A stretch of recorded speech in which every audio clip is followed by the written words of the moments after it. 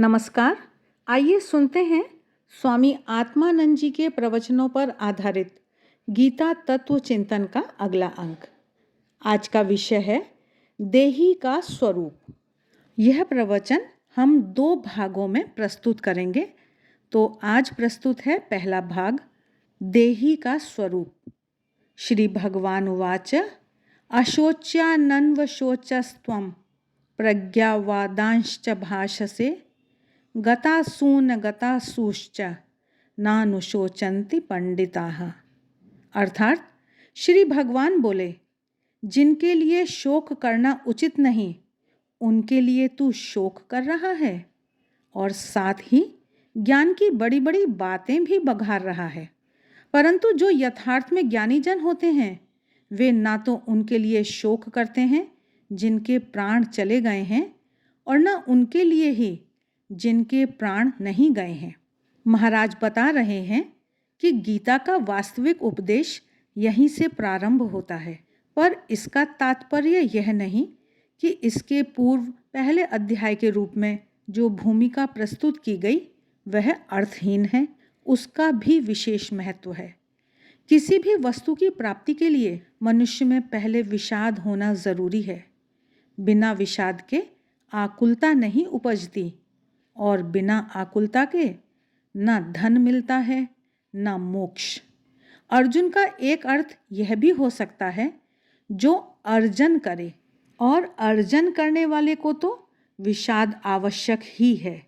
अर्जुन ज्ञान का, समस्त बंधनों से मुक्ति का अर्जन करना चाहता है, इसलिए इस अर्जन से पूर्व उसके हृदय में आकुलता का उपजना आवश्यक है। यह आकुलता ही प्रथम अध्याय में विषाद योग के रूप में वर्णित है। ज्ञान का पहला पाठ। महाराज आगे बता रहे हैं कि अर्जुन ने अपने को व्याकुलता के द्वारा ज्ञान प्राप्ति के लिए तैयार किया और भगवान उसे ज्ञान का पहला पाठ सिखाते हैं। जब हम में ज्ञान को पाने की उमंग होती है तो उस उमंग में हम यह निश्चय नहीं कर पाते कि वस्तुतः ज्ञान क्या है और अज्ञान क्या है। हम कहीं पर पढ़ी, किसी से सुनी या परंपरा से चली आई बातों को ज्ञान का सार मान लेते हैं और हम अपने इस प्रकार प्राप्त ज्ञान के प्रति इतने आग्रहवान हो जाते हैं कि उसे अज्ञान समझना तो दूर, हमें अपने गुरुजनों के विवेक पर ही शंका होने लगती है, जो हमें यह समझाने का प्रयत्न करते हैं कि वह वास्तव में ज्ञान न होकर हमारे पतन का कारण अज्ञान है। ऐसे समय ज्ञानदाता के प्रति हमारी अटूट श्रद्धा ही मोह भ्रम जनित इस दुराग्रह से हमारी रक्षा कर सकती है। अर्जुन का मोह भ्रम विकट है। यथार्थ ज्ञान तो अनात्म संबंधों से उत्पन्न समस्त बंधनों को छिन्न कर देता है, पर अर्जुन जिसे ज्ञान समझ रहा है वह उसके पाशों को और भी सुदृढ़ बना देता है। तभी तो श्री भगवान उससे कहते हैं, प्रज्ञावादांश्च भाषसे, तू प्रज्ञावादों को बोल रहा है। आगे स्वामी आत्मानंद जी प्रज्ञावाद, कथनी और करनी का अंतर विषय पर अपने विचार प्रस्तुत करते हुए कह रहे हैं कि प्रज्ञावाद का क्या मतलब। प्रज्ञा का अर्थ है बुद्धि। जब हम बुद्धि में उठने वाले विचारों को एक विशिष्ट सीमा में बांध देते हैं, यानी जब हम अपनी बुद्धि को किसी विशिष्ट विचारधारा के हाथ बेच देते हैं और उसका उपयोग पूर्वाग्रह या दुराग्रह से रहित चिंतन के लिए ना कर अपने मन में पोषित प्रिय लगने वाले विचारों के लिए करते हैं, तो यह प्रज्ञावाद कहलाता है।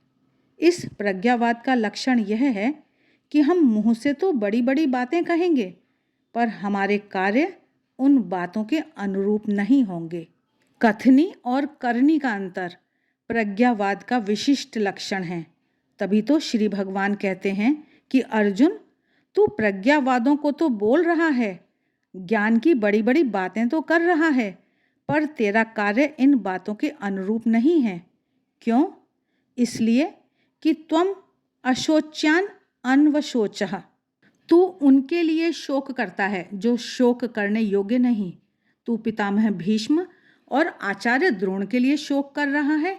पर जरा सोच, क्या ये शोक करने योग्य हैं? भौतिक दृष्टि से देख तो ये शूरवीर और पराक्रमी हैं। आध्यात्मिक दृष्टि से देख तो सदाचारी और पुण्यात्मा हैं। अतः उनके लिए शोक करने की तूने कौन सी बात देखी? तू पंडितों की सी बातें तो कर रहा है, पर तू क्या जानता नहीं कि जो वास्तविक ही पंडित होते हैं वे ना तो गतासूनों के लिए शोक करते हैं न अगतासूनों के लिए। आगे महाराज गतासून और अगतासून शब्दों की व्याख्या करते हुए बता रहे हैं कि यहाँ पर ये दो शब्द महत्वपूर्ण हैं। गतासून का अर्थ है जिनमें से असु यानी प्राण गत हो गए अर्थात मृत व्यक्ति, और अगतासून का अर्थ है जिनमें प्राण अगत रहें यानी जीवित व्यक्ति। इस प्रकार भगवान मानो यह कहते हैं कि पंडित जन मृत या जीवित व्यक्तियों के लिए शोक नहीं करते। मृत के लिए ज्ञानी जन इसलिए नहीं रोते कि मृत्यु ही संसार की नियति है। जब सबको एक दिन मृत्यु के कराल गाल में समाना ही है तो अपरिहार्य के लिए क्यों रोएं? और जीवित की वे अनुशोचना इसलिए नहीं करते कि वे जानते हैं सारे प्राणी अपने अपने स्वभाव से परिचालित हो रहे हैं। वे जानते हैं कि सदृशम चेष्टते स्वस्याः प्रकृतेर्ज्ञानवानपि प्रकृतिम यान्ति भूतानि निग्रह किम करिष्यति।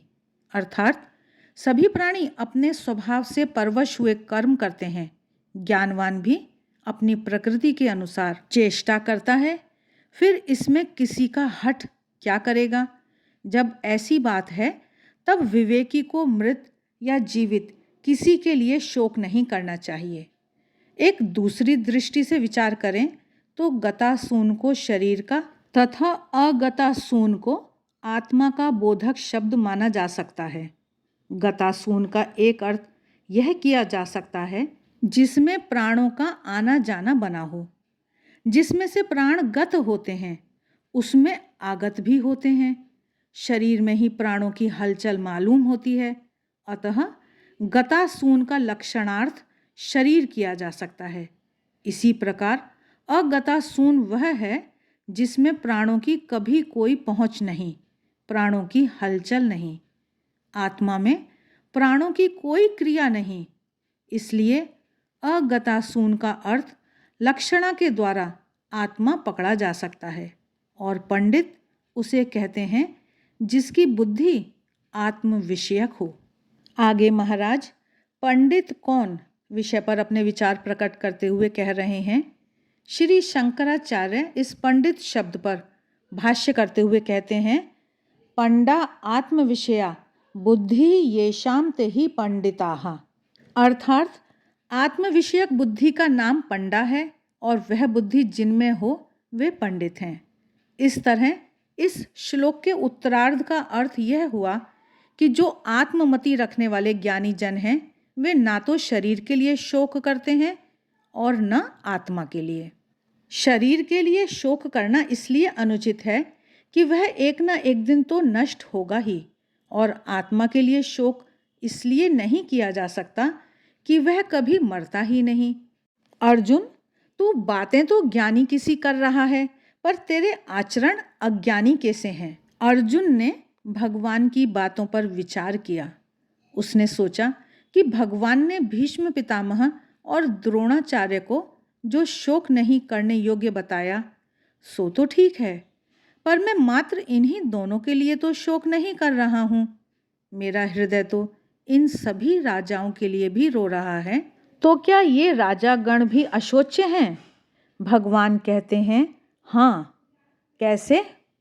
दूसरे अध्याय का 12वां श्लोक, न त्वेवाहं जातु नासम न त्वं नेमे जनाधिपाः न चैव न भविष्यामः सर्वे वयमतः परम। अर्थात मैं किसी काल में नहीं था ऐसा नहीं, तू कभी नहीं था ऐसा नहीं, ये राजा लोग कभी नहीं थे ऐसा भी नहीं, और इसके बाद भी हम सब न होंगे ऐसा भी नहीं है। अर्थात हम पहले भी थे, इस समय हैं और आगे भी होंगे। आगे महाराज जीव की नित्यता इस विषय पर अपने विचार प्रकट करते हुए कह रहे हैं। श्री भगवान यहाँ पर कारण उपस्थित करते हैं कि राजागण शोक करने योग्य क्यों नहीं है। गीता का उपदेश आत्म स्वरूप के ज्ञान से प्रारंभ होता है, क्योंकि एकमात्र आत्मा का ज्ञान ही अज्ञान भ्रम से उत्पन्न शोक को दूर कर सकता है। भगवान इस श्लोक में जीव की नित्यता प्रदर्शित करते हैं। ईश्वर तो नित्य है ही और जीव भी ईश्वर स्वरूप होने के कारण नित्य है।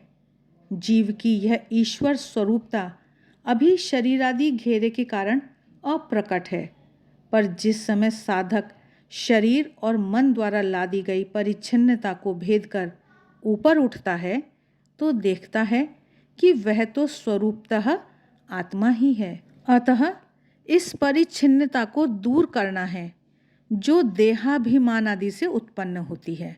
इस परिच्छिन्नता को दूर करो तो देखोगे जैसे तुम अभी वर्तमान में अस्तित्वमान हो उसी प्रकार पहले थे।